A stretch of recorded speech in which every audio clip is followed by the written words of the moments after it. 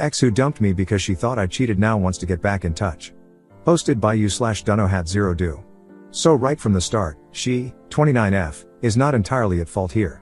When I, 26M, was younger, 19, I cheated in one of my relationships.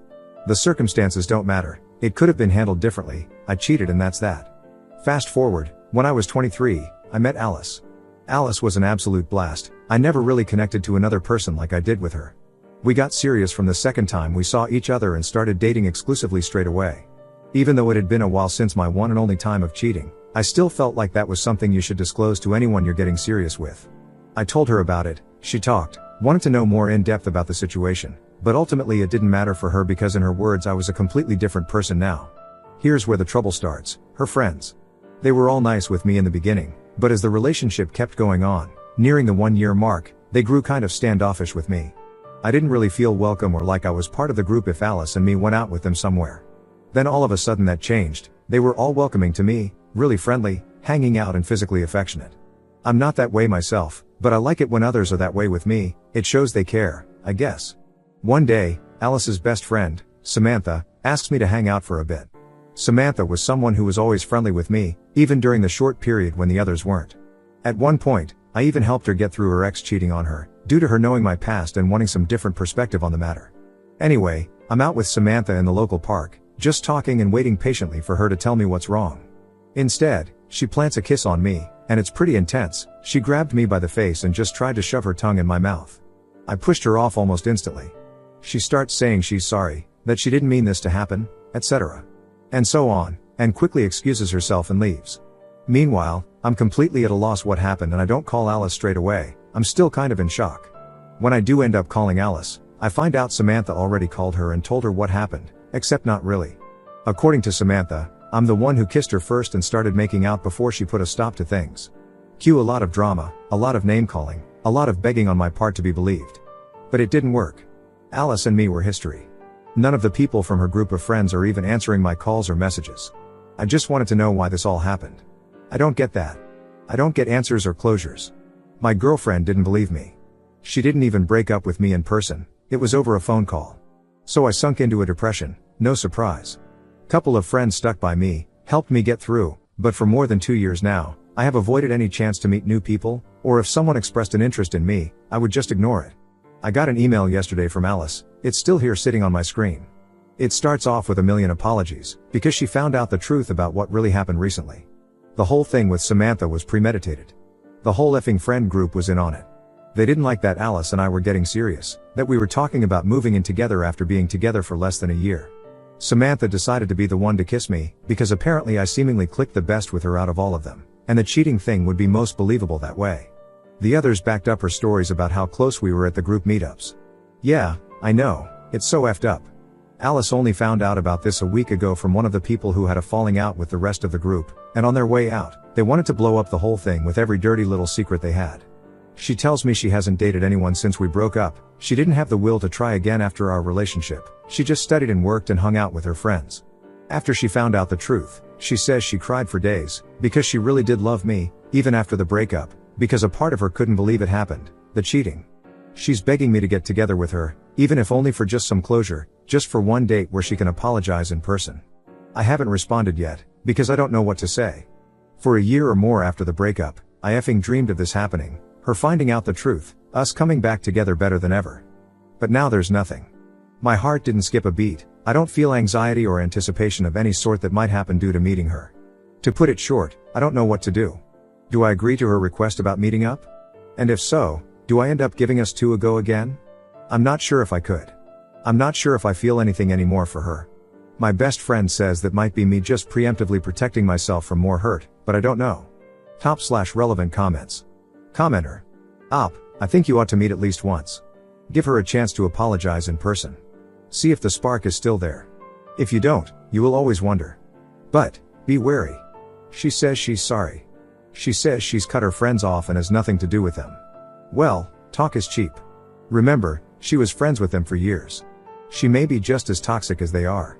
Op's response. She may be just as toxic as they are. How do I recognize if this is true or not? Commenter 2. For starters, I would check whether or not she still talks with said friend group. Only if she no longer speaks to them would I consider going back to her. But those are my thoughts.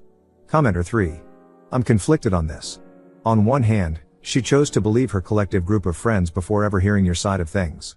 But then again, if you were in a similar position and the majority of the people you trusted told you a harsh truth about your significant other, would you not believe them for having your back? It's been 2 years after the fact. You closed yourself off due to this. She claims to have done the same thing. Maybe that's true, I honestly don't know. If you feel nothing, you may consider meeting her.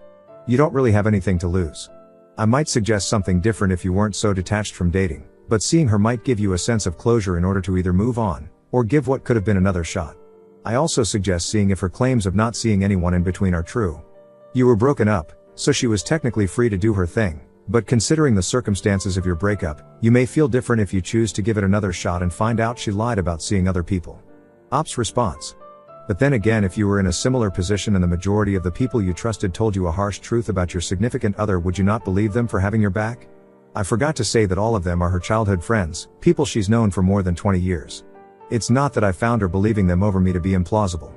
I guess I just wished she'd have trusted my version of the story. Commenter 4. She is just as much of a victim as you are in this scenario. The question is whether any feelings remain after all the drama. Update 3 months later. I decided to give my ex-girlfriend that one meet-up, for her sake. I honestly wasn't expecting to gain anything myself from this.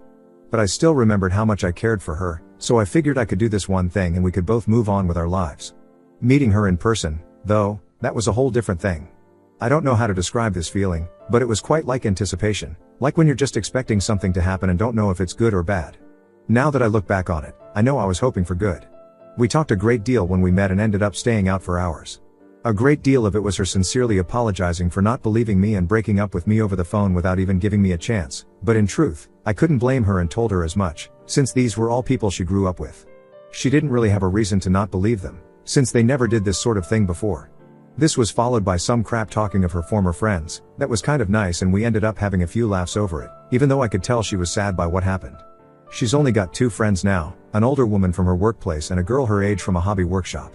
They seem to be good for her, from what she's saying, but she admits that occasionally she misses what she had with her previous friends, if not the people themselves. I really did end up feeling better from that one talk, and when the time came to go our separate ways, she asked me if I would be open to talking with her more in the future. Alice was upfront about her hoping that there might still be something between us in the future, but she wasn't pushy about it. Anyway, told her I wouldn't know, but also told her to just talk when she feels like it and I might or might not reply. Exchanged numbers and that was it for the day. Without dragging this out any further, we started dating again. Talking ended up bringing back how I used to feel about her, but I was holding back for a lot of the time and she was very patient with me. Never tried to push too much, never tried to just pick up from where we ended. It's basically dating like we've never dated with each other, in some way. Not sure if I can describe it properly, English isn't my first language. I guess it's got the good part of where you're getting to know someone and actually enjoying doing so. A lot of talk about trust has been had. Just a few days back was when after a night out she invited me to her place. I knew what this was about, obviously, but I wasn't 100% sure. I guess I was just being cautious on some level. Alice seemed to sense it and let me off with some words of how I might need some rest for work in the morning, so she'd understand. I can't really tell you how that made me feel exactly, but it just shows me she cared. She cares and I went up with her and it was something I really effing missed. It's not just 2 people together. It's her and me together. So yeah, we're together, we're dating and we're taking it a bit slowly, but I'm happy and she's happy and things are good. Top/relevant comments. Commenter. To be honest, this type of story is why I wish more people on this sub would be willing to talk to their partner, as opposed to taking the advice of ghost them or throw the whole XYZ out. She heard something that was obviously wrong, took it as gospel, didn't give you a chance to defend yourself, and hurt you. I'm happy at this point that it appears to be working out and that you 2 are taking it slow. Best of luck to you, Op. Commenter 2. Can't help but think there is a hollow emptiness with how this one worked out. They are both victims of her friend's betrayal. She will always feel guilty towards him, and he will feel abandoned. I guess it's a form of closure of sorts for him, but I kinda feel worse for her in some ways. Commenter 3. I dunno, man, I feel like there is some light in this ending. Yes, her childhood friends turned out to be crappy, but it seems like this will at least be a very strong base to build their new relationship on. Her guilt and his abandonment seem to be healing towards the end of the last post, in my opinion. That icebreaker conversation, and the crap talking of her friends, probably did a lot for both of them. Don't get me wrong, Alice must be shattered from the betrayal, and Op is self-admittedly a little apprehensive and careful, but the fact that she was able to slowly repair what she broke with her ex and that he seems to accept how much she cares would at least be a little bit healing, in my opinion. It sorta reminds me of the opposite result of those I was kicked out because of a lie, now they want to reconnect 40 years later posts. In those scenarios, there was no going back. The damage had been done. But in this scenario, at least it wasn't too late to fix things. The toxic people are out of her life and the relationship is back on. That's a win, if a bit of a Pyrrhic one.